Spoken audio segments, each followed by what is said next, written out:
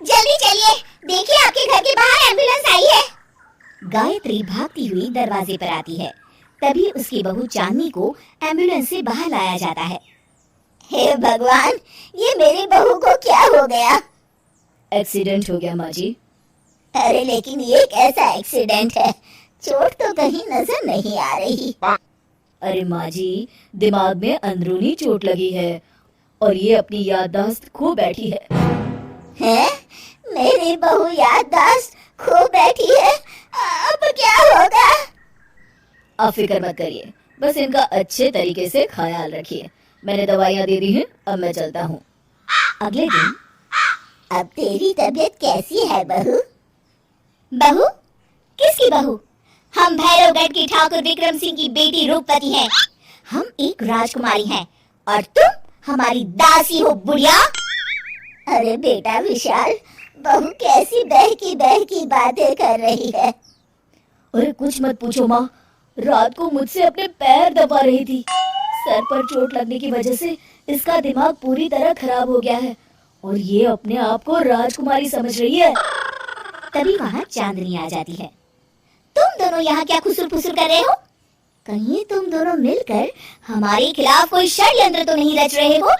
हम तुम्हारा सर तलवार से उड़वा देंगे, समझे? अरे नहीं नहीं राजकुमारी जी, हम तो आपके सेवक हैं। भला हमारी इतनी हिम्मत?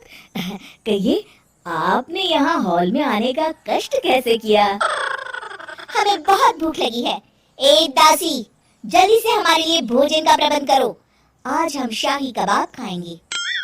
विशाल अपनी माँ को चांदनी की बात मानने के लिए इशारा करता है। ठीक है राजकुमारी जी, मैं अभी आपके लिए भोजन लेकर आती हूँ। इस तरह विशाल और उसकी माँ ना चाहते हुए भी चांदनी की जी हजूरी में लगे रहते हैं। लाओ माँ, जल्दी से मेरा टिफिन दो, मुझे देर हो रही है। अरे ठहर जा, जरा दम तो लेने दे मुझे। सारे घर का काम मुझे अकेले को करना पड़ता है। तेरी बीवी तो राजकुमारी बनी बैठी है, सारा दिन हुक्म चलाती रहती है। अरे माँ, मेरा भी तो यही हाल है। फिलहाल तुम मेरा टिफिन दे दो, मैं चला। रुको, कहाँ जा रहे हो? अरे मर गया रे, ये कहाँ से आ धमकी?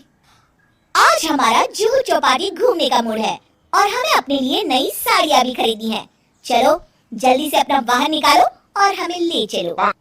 अरे अब तो मैं गया काम से। अगर आज मैं वक्त पे ऑफिस नहीं पहुंचा तो मेरा बॉस मुझे नौकरी से निकाल देगा। मरता क्या न करता। आखिरकार विशाल चांदनी को घुमाने ले जाता है और चांदनी अपने लिए ढेर सारी शॉपिंग भी करती है। ए दासी, टीवी पर कपिल शर्मा के आने का समय हो गया है, जल्दी से टीवी शुरू करो। अरे वाह, कपिल शर्मा तुझे याद है, बाकी कुछ याद नहीं। बहू तू तो बड़ी चालू लगती है, अपने फायदे की हर चीज तुझे याद रहती है। मैं तो तेरी इस अजीब बीमारी से परेशान हो गई हूँ। अगले दिन। अरे डॉक्टर साहब, आप इतने दिन से मेरी बहू का इलाज कर रहे हैं, लेकिन उसकी बीमारी तो सुधरने के बजाय और बढ़ती जा रही है। अरे माँ जी, ये दिमागी बीमारी है, बेचारी की याददाश्त चली गई है, वापस आने में थोड़ा वक्त तो लगेगा ही ना। गायत्री डॉक्टर से बात कर ही रही होती है कि तभी उसकी पुरानी सहेली शीला वहां आ जाती है। शीला को देख अचानक डॉक्टर घबरा जाते हैं। अच्छा माँ जी, मुझे एक मरीज को अर्जेंट देखने जाना है, मैं चलता हूँ। ये कौन था? अरे अब क्या बताऊं शीला, एक एक्सीडेंट में मेरी बहू की याददाश्त चली गई है। ये डॉक्टर उसका इलाज कर रहा है। ये डॉक्टर कब से बन गया? अरे ये तो चमन पान वाले का लड़का है, सारा दिन नौटंकी करता रहता है। अच्छा तो ये बात है, अब मैं समझी। मेरी बहू और ये पान वाले का लड़का दोनों मिलकर मुझे बेवकूफ बना रहे थे। चल तू मेरे साथ। गायत्री शीला को एक बड़ा सा डंडा हाथ में देकर अपनी बहू चांदनी के कमरे में ले जाती है। बहू, ये मेरी सहेली है, एक डॉक्टर है। इसने तेरे जैसे न जाने कितनों का इलाज 2 मिनट में कर दिया है। इसका कहना है कि सर पर जहाँ चोट लगी हो, अगर उसी जगह दोबारा किसी बड़े डंडे से जोर से मारा जाए तो मरीज की याददाश्त वापस आ जाती है। देख, हम डंडा भी लाए हैं। अपनी सास की बातें सुनकर और हाथ में बड़ा डंडा देख चांदनी घबरा जाती है। अरे बाप रे, मैं तो फंस गई। इस डंडे की एक बार की वार से ही मैं तो चारों खाने चित हो जाऊंगी। अब क्या करूं, क्या करूं, क्या करूं? लेकिन गायत्री, डंडा सर पर ठीक उसी जगह लगना चाहिए जहाँ चोट लगी है। अरे तू चिंता मत कर, 2-4 बार मारूंगी तो एक बार तो सही जगह लग ही जाएगा ना।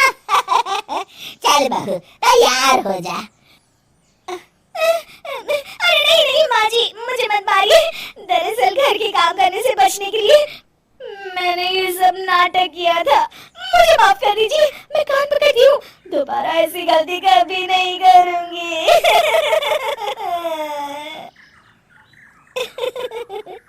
क्यों दोस्तों, कहानी कैसी लगी हमें जरूर बताइएगा।